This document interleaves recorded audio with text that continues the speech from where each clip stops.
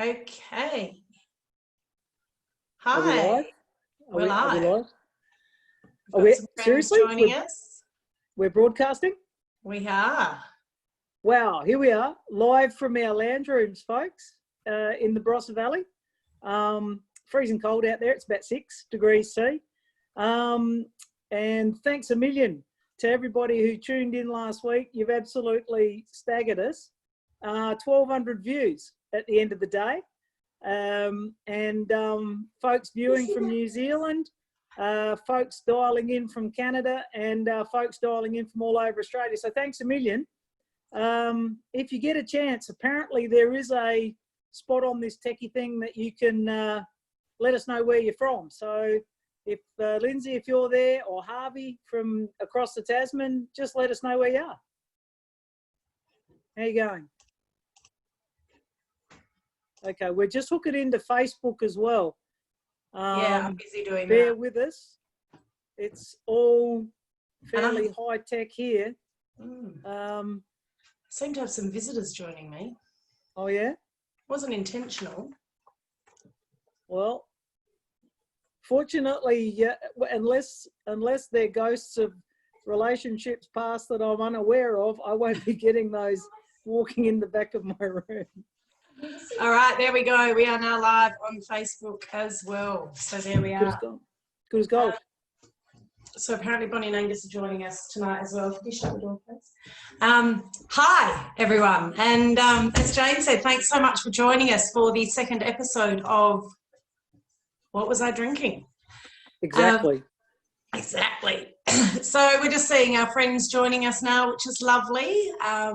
And Jane and I were talking about what we, the last session that we had and what was fun about that. And one of the things that people actually asked for, so this is by popular demand, is for those of you who don't know, Jane's career, for the latter part of it in particular, has been really interesting, whereby she's travelled all over the world sharing wine stories with interested people. So as a bit of an ambassador, and America, the UK, all over the world, telling these great stories. And on her journeys, not only has she pocketed great stories, but she's also pocketed a few little trinkets along the way that remind her of all these wonderful adventures she's been on.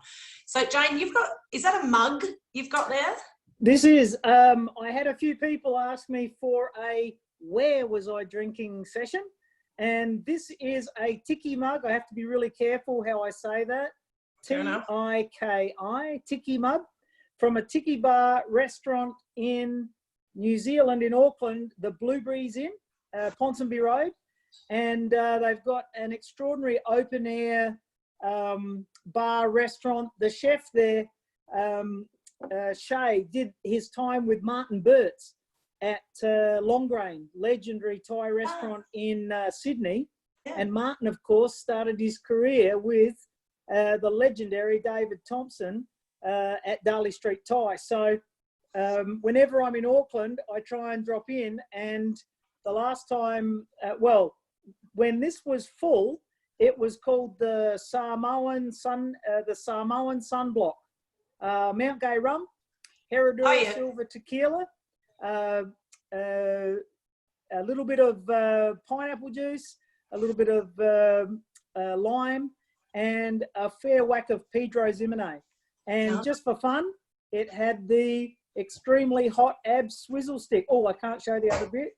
It's a family show. That is hilarious. No, you have to show the other bit. What? So, that is mental. Where was I drinking? At the Blueberries Inn. If you try nothing else when they reopen, the XO pork belly, it's just extraordinary. So there you go. Where was I drinking? The Blueberries in Auckland. Nice, well done. Well, thanks for that. Now we're very fortunate to, I'm hoping, be able to zoom in our winemaker today. But the wine that we're looking at is going to be the wonderful Quin Wines. This is the Grenache. Product placement. 2017. And and I've just been enjoying some now, as I'm sure Jane has as well. And beautiful wines, absolutely. And you know, Grenache, I think, is it's a wine that you almost think it's the winemaker's red wine, like Riesling is the winemaker's white wine, and it's one of those varieties that is not as popular as perhaps it should be because there isn't as much of it out there, I suppose. But for me, Grenache is a staple in my home all year round, not just in the summer months with being a lighter style, but all year round. I absolutely love it. And I'm loving seeing more of them coming out from regions like Barossa. Jane, you've had a long history in Barossa, but you've also had a long history across all of the varietals that we hear. And while we are seeing a lot of Grenache now, Grenache has been a big part of the Barossa story for a long time, hasn't it? Yeah, we're fortunate here in the Barossa.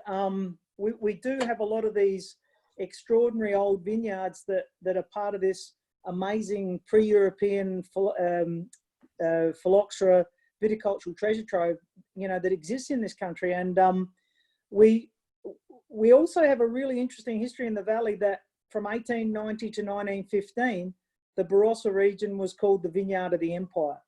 And the number one job for us as an industry was to make boatloads, literally, of fortified wines and brandy spirit for the British Empire. We were an absolute, a lot of the wineries started, a lot of the family wineries that started first in the valley were back in the early 1840s. And each of those family operations had their own still. So Orlando was the Grant family, Seppelts had Seppeltsfield, Smiths had Yolumba, Saltrams had Saltrams, Penfold Highlands had Penfolds, and all of these places had their own stills because you wanted to make brandy spirit for the Tawny Port, Ruby Port fortifieds, and you wanted to make SVR or high strength neutral spirit to fortify the sherries, because we're making every sherry. We were making Fino, Flor, Amontillado, Oloroso, and essentially those SVR high strength neutral spirits were used to fortify, you know, the huge amount of Pedro Ximenez Palomino that was in the valley, and also to make vintage port out of the Shiraz.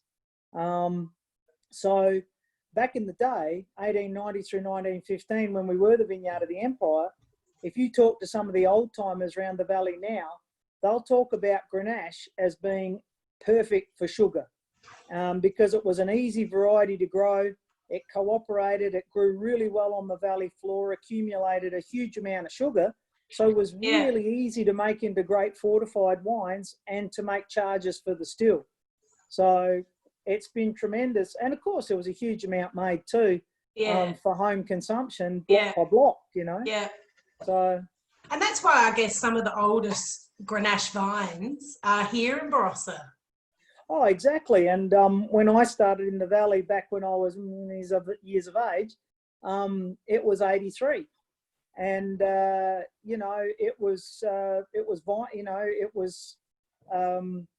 Shiraz. There was so much Shiraz made for vintage port those days. And Grenache was literally made into huge volumes of Tawny Port. And of course, it was still called port at the time. Yeah. It wasn't until after that we weren't allowed to use the word, of course. But those days, that's what Grenache was, you know, was mostly made for. And then, of course, we got to the vine pool, where in the later 80s, where the Department of Ag, in all its wisdom, decided that because there was a grape glut, a lot of the old varieties had to come out. Now, probably wasn't a bad thing that some of the old sherry varieties came out, but there was a danger of a lot of those old Grenache and Shiraz vineyards being pulled out as well.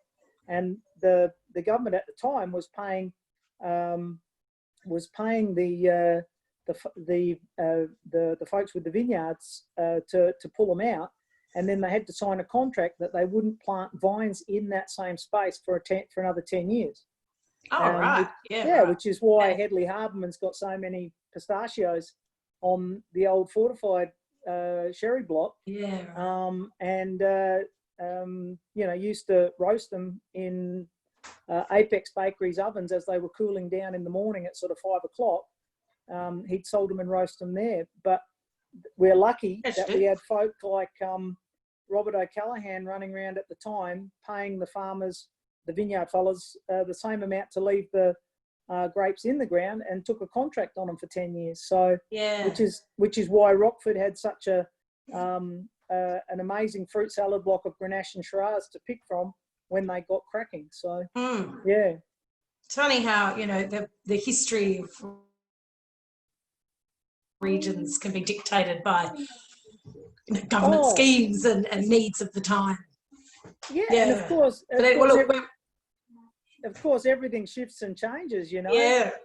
Those days, there was a 80-year-old block of Malcolm Seppelt Shiraz that Chris Ringland and I bought for, I think it was something like, I think we got a ton or a couple of tons off there, and it cost us, I reckon it was cost us maybe $200. Yeah. There was so much Shiraz going to vintage port. Now you've got to kill someone for a ton of Shiraz to make a vintage port. It's it swings and roundabouts. Right. Look, and I'm thrilled that we're seeing so much more Grenache popping up. And I'm a particular fan of this wine, I have to say. And for those of you who don't know Quin Wines, they're not I wouldn't say it's a traditional brand in that, your winery's here and your vineyards are here next door and you make that wine and that's all you do, which is perfectly fine. But what I love about this brand is this idea of exploration and being able to explore. And so, even when you go on the website, you can see the little compass there just talking about, leading back to this idea of exploration. And what they do is they're not bound by vineyard or region or variety. They're bound by exploring, I suppose, and they can choose varieties and vineyards and regions that they want to try and make great wines with. So they've got varieties all over the place, varying varieties, but then vineyard sourcing that they do from everywhere, which is awesome. Well, the nice thing about this one is that, most of it was planted in 1930. So that basically means that's right. She's all on her own roots. It's an old selection. And, a lot of the old James Busby selections came through to the Adelaide Botanic Gardens and came up to the Barossa, and then were budded up here in the Barossa by the founder of Yalumba, Samuel Smith, who was the head gardener out at Lindsay Park Estate, which of course was the country seat of the Angus family out the other side of Angaston. And because he was the head gardener, they had nurseries up there and they budded a lot of the vines, and you could actually get the stock here in the Barossa. So because everybody lived within horse riding or walking distance, a lot of these selections are really similar across the valley. So we've got some really nice fruit to work with. These are nice because they're always got great fruit lift, and they don't tend to follow that super savoury line. They tend to follow that lovely, complex, I like food, fruit jumping out the glass. I think food is a great combination for this wine. And just talking about that from the vineyard perspective too, this is sort of Williamstown area, so southern Barossa for the fruit sourcing here. And, it's a slightly cool, I've talked to Andrew about this before, and, he really liked that cooler pocket to have Grenache, and it gives you a bit more of that spicy flavour through the wine. And the vineyards, you're right, so 1930s, and then some of them were 1990. So you've got some really old and then some not so old, but still really well-established Grenache. And it's really interesting seeing, the variations of a region. And this really tells this story, I guess, in Barossa, is that, you can go a couple of, kilometres and you're going to see a very different region within the region. So the vineyards are really different from the north to the south to the east to the western ridge. they can vary greatly. And this is a really great example of how that can happen, which is great. And I think what I really like about Quin Wines too is that you know you're getting quality when you get their wines. Andrew is a fantastic winemaker and has been at Hentley Farm making wines for, I think, 12 vintages now. So the credibility is there, the confidence in the quality is there, which is great. And so when you know you can explore through wine with a brand is wonderful. So you know you're potentially going to get something different than you've had before, and you're able to do that through that one brand is really awesome. So should we have a taste, Joe? Yeah, I like it. It's got a really interesting. I noticed that they use a lot of whole bunch. They've split the vineyard into a couple of parcels, and there's one parcel they use 100% whole bunch, which is another name for carbonic maceration, or a French process where they use the whole bunch and basically looking to ferment on the berry to get a little bit more of that whole fruit, red raspberry, strawberry kind of lift.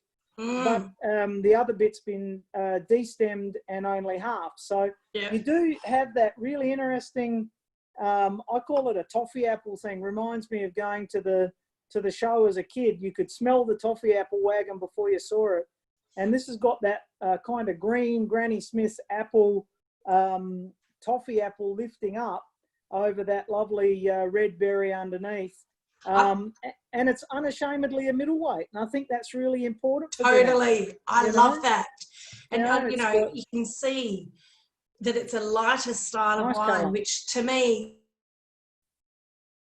is, I love big wines, but to drink them with more sessionability, which I like, Grenache is a great option for that, and we shouldn't be shying away. It doesn't mean it's, just because it's lighter in style, doesn't mean it's any less of a wine. No, it's bright and bouncy and really bright. It's beautiful. I think it's lovely, and it's got some of that lovely spice too.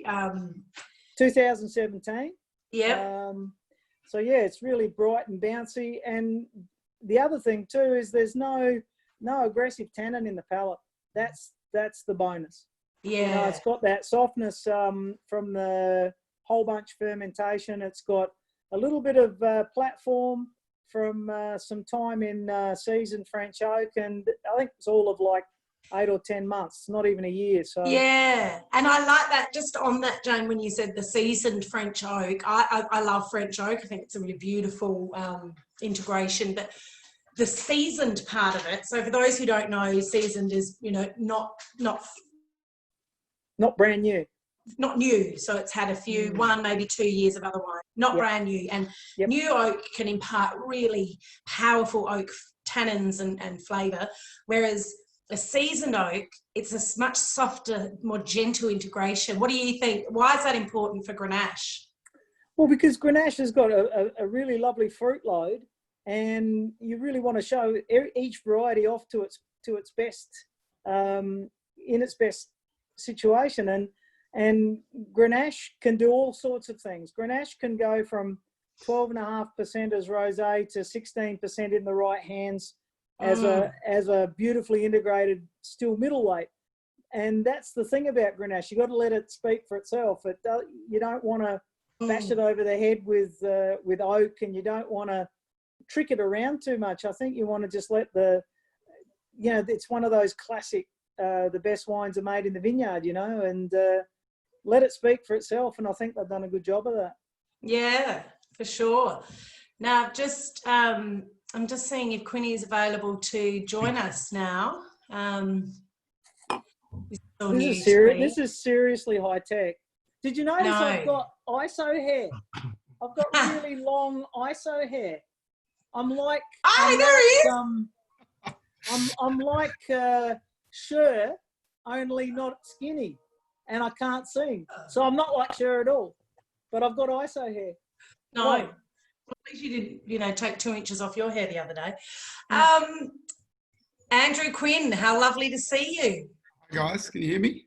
Yeah, we can. Oh my God, we actually made it work. I'm so excited. I just had to press start video. It was very technical. Oh, well, glad you worked that out. Hey, mate, thank In the you glass. for sharing this wine with us. I'm Thanks so for having me on. excited. Yeah, thanks for having us as a part of it. It's really cool. It's beautiful. So I actually have, I've got a couple of questions I wanted to ask you, but I did have one come through in advance that someone emailed through Josh Crawford, who's an Adelaide boy, but is in WA at the moment. And he sent a note with regards to Grenache. You know, what is it about Grenache that you like? Do you like making it as a single varietal, or do you prefer to make it as a blend? Because so often you will see it as a part of a blended wine. But, you know, this is a beautiful Grenache. I know you make some with Headley Farm as well. What's your thought on the blend or the single varietal? Yeah, I think there's a great variety. It's sort of obviously known as a variety that's been used as a blender over the years. So it was interesting hearing Jane talk about the use of it as a fortified variety and how it accumulates sugar so easily. I think over the journey, it's had a tendency to be sort of treated as the poor cousin a little bit in the years in the Barossa. And so it's a slightly later ripener naturally. And so I think it's always been about, let's get our Shiraz and our Cabernet in the winery, ferment it dry. And then once we've got some tank space, we'll bring the Grenache in. And as a result, it has tended to end up being probably slightly higher alcohol, sort of pushing into those 16s. And when Grenache gets up into that level of ripeness, it tends to be like super approachable, like Jane was saying, but it can be a bit broad, and a little bit simple. And they're great things to be a base as a blend wine. And so it's been a blender because it's been sort of treated as a wine that's going to be a blender. And then you use the Shiraz to bring some tannin and Mataro. Bring the herbs and spices. And so it works really well. But what's changed, I think, in the last 10 years is as winemakers in the Barossa, we're trying to pick Grenache a bit earlier. We're not worrying about colour so much anymore. We're trying to produce styles that are really pretty and vibrant and textural and complex. And so we're picking it earlier and trying to make Grenache be the best that it can be. And for me, that's when Grenache is super exciting. You know, it's just, they're so bright, they're so approachable, they can still be complex, and they can still have ageability. And I think what's working really well, and you touched earlier on the whole bunch. We use a bit of whole bunch, but we also use a lot of extended maceration. I think it's a variety that you can use some really interesting winemaking techniques to just bring that spice and that lift and sort of really highlight those textural characteristics. So, yeah, long-winded answer to the question, but I love it as a blender, but I'm excited about Grenache as a single variety. Yeah, and I love that, you know, you've just said that about them, you know, picking it earlier and actually giving it a place rather than an afterthought. Absolutely. Which is awesome. I think that's great. Now, we've just tasted the 2017 Grenache. Now, I know that's sort of fairly limited in its product. You don't have as much of that left, and you will be moving on to the 18 shortly. How do the two vintages compare? Because I know everyone's going to be rushing out the door to try and get some of this. And when's the 18 out? Yeah, the 18 will be out probably in about 3 weeks. And I guess the difference is for those that do have it in front of them trying it. I think in the end, the 17 is loaded with spice. And you touched earlier on the fact that it's Williamstown. My sort of approach with winemaking is it's a cool site, both a cool site and a temperature cool site, and it brings more spice to the variety. And I love to look at a site and say, well, this is the characteristic of the site. Let's use winemaking technique to highlight those characters. Highlight it, yeah. The whole bunch is really all about trying to lift that natural spice. And that certainly is really evident in the 17. The 18 has a little bit more richness of fruit. So we've got it slightly riper, probably 0.5% higher in alcohol, something in that sort of range. And so you'll see a little bit more density of colour, and that, probably a little bit less of the spice and the peppercorn and those characters. They're still there, but they sort of move into the background a little bit, and that sort of icy, the sort of strawberry liqueur character kind of moves forward, and a bit darker, a bit richer, but the other winemaking approaches are quite similar. Yeah, that's awesome. That's exciting. So basically, like I said, it's horses for courses, and keep the vineyard parcels as separate as you can, and try and build up what they naturally have as gift. It's such a great resource, you know. Like you said, half of this block was planted in 1930, and even the 1990 section, you know, looks like it's 100 years old. That's such a great resource that we have to work with. And you look at these small crops and these beautiful, like big bunches with really, really smart berries. And it's easy to make good wine when you've got that sort of resource. You've just got to try and let it shine, I think. Yeah, that's awesome. They probably took the cuttings from the old vines to plant the new section anyway. Probably. You'd ask that question. I don't know the answer, but you're probably right, Jane. Absolutely. And just while we've got you as a Barossa winemaker, I'm really interested to hear your thoughts on, or just a quick snapshot of 2020 vintage for people. It's been a challenging one for many people for many reasons. Yeah. But how do you feel about for Quin Wines? What's the future with 2020? How's it going to look for them? Yeah, okay. Certainly crops were lower. There's no doubt about that. The really great thing about the vintage and where we were sort of saved is that those really high temperatures of December and early January dropped off, and we got what was a really, really cool extended flavour development period. So, the highlights of the year are the acid has held on better this year than any other year I've seen in my 12 years. I love acid in wines. Yeah, so do I. I mean, I connect where the freshness and the vibrancy comes from and the structure. Totally. You've got to have acid. And so the acid's held on incredibly. Rieslings that we've made, both for me and Hentley Farm, have held their acid to the point where we didn't add any acid, and they're still sitting in TAs sort of well over 7. And Shiraz, less acid needed, and Grenache, same sort of story. So that's a good thing. And that extended flavour development means that we just get really bright, fresh fruit, and also pick some early and then pick some in the middle and get some really ripe examples, and you just get great blending options. So the great news is the quality is going to be amazing. And I always get asked the question, what's the star of the vintage? And I have a tendency to say Grenache because I just love Grenache so much. Yeah. I should say Shiraz because obviously I make a living out of making premium Shiraz. But this year I think Shiraz really is the star. Yeah, right. Well, that's good. Incredible. It's good for Barossa. Yeah, exactly. There's so much power and weight and freshness. So, I think Shiraz will lead the way and Riesling will be not far behind. Yeah, that's good. Oh, nice. I like to hear that. I've had a question just come in about from Angus around extended maceration, and what does that actually mean for the wine? Can you answer that one, Quinny?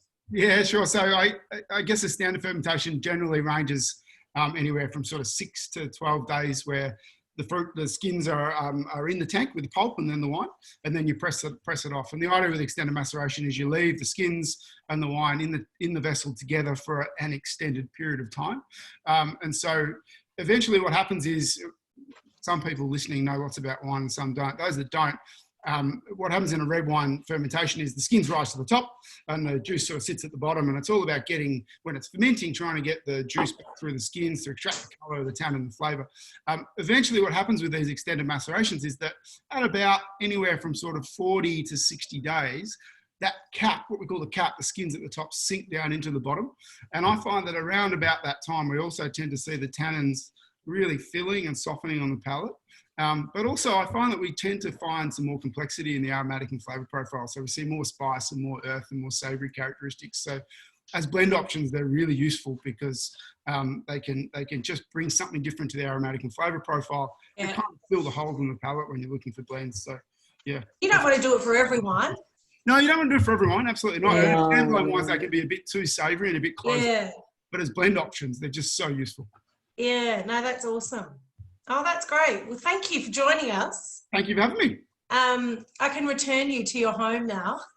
My wife managed to be absent for this Zoom session. You'll find hard to believe, Kate. But yeah, I know. What's that about?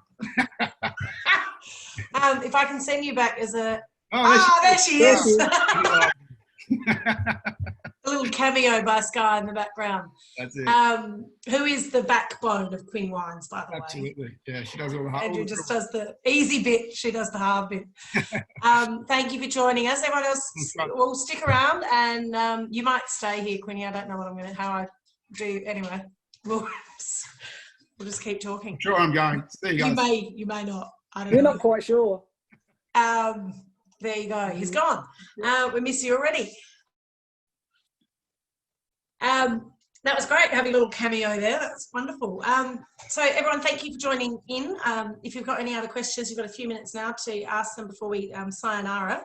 But next week we've got we should talk about this. Grenache is a phenomenal food wine, and Jane has whipped up a little concoction. A pastrami roll with butter, Coleman's mustard and cheese. Great options for Grenache.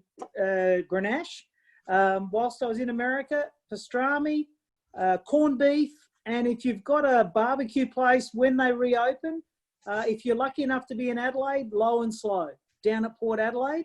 Brisket goes beautifully with the Grenache. And in our world, that's corned beef and pickled pork. So it should go beautifully. Yeah, and I think that's the food option is a really good talking point with Grenache too before we finish off, because it is a cracker to go. It is a brilliant wine to match with food because that beautiful acidity, the lovely fruit. It's a great, a really good food and wine matching, and one that, you know, you can match with a variety of foods, which is awesome. And can hold heat and spice. Sure can. Yeah, absolutely. Yep. So if you're interested, as we said, you know, I'm sure you're all rushing out and on your little Google laptopy phone things, trying to work out how you can get your hands on some of this. Quinwines.com.au is the place where you can go to get that. There isn't a lot available of the 2017, but what you can do is go on to their wait list to join the Quinner Circle, and that will get you access to first release of the wine, so you can get in early to get those, but there's also some discounted pricing on there. And I forgot, Jane, I realised that you and Quinny sort of met at the Barossa Wine Show when when Quin Wines won like 4 trophies. Yeah, 2 years ago. Yeah. Yeah, I was the MC. I was riding shotgun for Nick Ryan. He was the chairman of judges, and yeah, I think between himself and between Quinny and Phil Lehman, I think they took everything out with Grenache. Isn't that one? I know, right? Mm. I love it. I think that's great. That only occurred to me today, but that was when you guys would have that's exactly right. 4 trophy winning night for Quin Wines, which is awesome.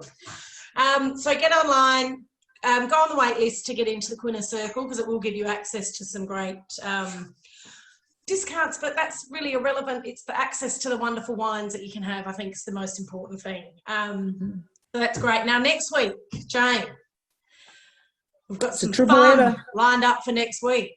Yep, it's a triple header next week, Montepulciano. Who would have thought we would be doing Montepulciano from Barossa? I know. We've got Rolfie Binder on board from Rolfie Binder Wines. Yeah. Good mate of mine that I went through winemaking school with. And we've got a couple of others. One's Kyara, I think. Yeah. And what's Gibson. the third? Gibson. That's right, Rob Gibson and the lads Abel, who also was in the same class, winemaking class when I went through with Rolfie Binder. I was the right. class. Oh, there you go. Yeah. Yep. Yeah. So next week, Montepulciano. I'm really excited about that. It's not a variety we see a lot of here, and it wasn't hard to find 3 of them. There's a bit around, which is really interesting. And the Kyara wine is actually a rosé, Montepulciano. So I'm really excited to unpack that. We haven't done 3 wines in a session before either. No. So we don't know if it's going to work. Yeah. So, well, we'll see, won't we? And if you've got any questions or if there's anything that you want to see, then absolutely let us know. And then the following week, we are, Jane, talking to... We've got Travis O'Callaghan from Travis Earth. We've got his Mataro Shiraz. That'll be interesting. If you want to grab a bottle of that, it's for sale at the Greenock Pub. Yeah. And taste through with us. That will be today fortnight. And then the week after that, we've got a super special historical moment in the bottle that we don't want to talk about just yet because we haven't actually got it. But we think we have. Yeah, now that one's going to be really interesting, isn't it?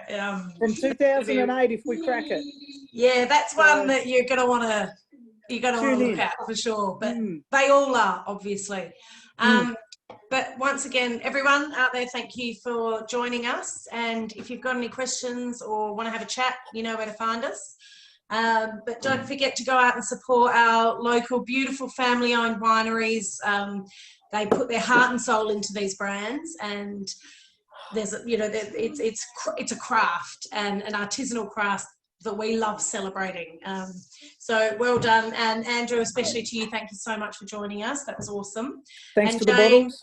Thank you. Yes. And thank you for all of your time, and to all of you, thank you. And I guess it's see you next Wednesday. We miss you already. See you next Wednesday. See ya.